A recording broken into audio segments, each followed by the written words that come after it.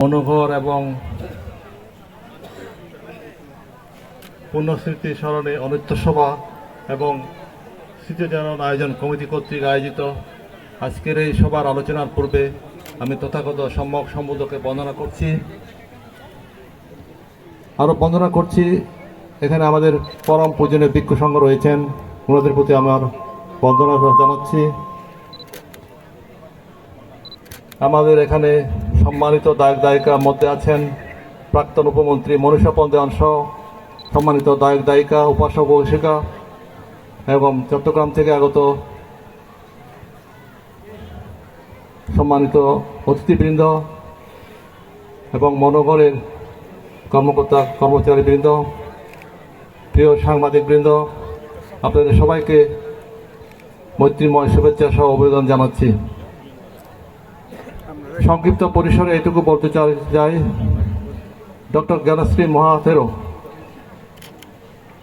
পার্বত্য অঞ্চলে শিক্ষার আলো ছড়িয়ে দিয়েছেন। এই জন্য আমি ওনার প্রতি কৃতজ্ঞতা জ্ঞাপন করছি। আমি এখানে সমবেত হয়েছি ওনার প্রতি কৃতজ্ঞতা জ্ঞাপন করতে। আমরা জানি উনি শিক্ষার আলো জ্বালিয়ে আমাদের এই পার্বত্য অঞ্চলকে একটি সহনীয় অবস্থানে নিয়ে গেছেন।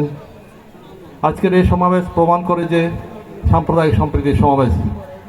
এখানে আমরা ধর্মের মাধ্যমে সবাই একত্রিত হয়েছি। আমি এটুকু বলবো,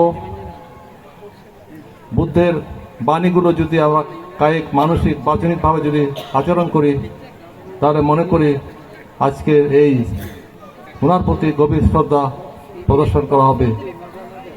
আমি আমার বক্তব্য দীর্ঘায়িত করতে চাই না। আমাকে বক্তব্য রাখার সুযোগ দেওয়ার জন্য আমি কমিটিকে ধন্যবাদ জানাচ্ছি। সময়ের স্বল্পতা হেতু আমাকে একটা জরুরি কাজে যেতে হবে বলে আমি সবার চেয়ে ক্ষমা প্রার্থী। আমার এখনই যেতে হবে। সবাইকে অনেক অনেক ধন্যবাদ। সব্যে সত্তা সুখিতান্ত জগতের সকল প্রাণী সুখী হোক।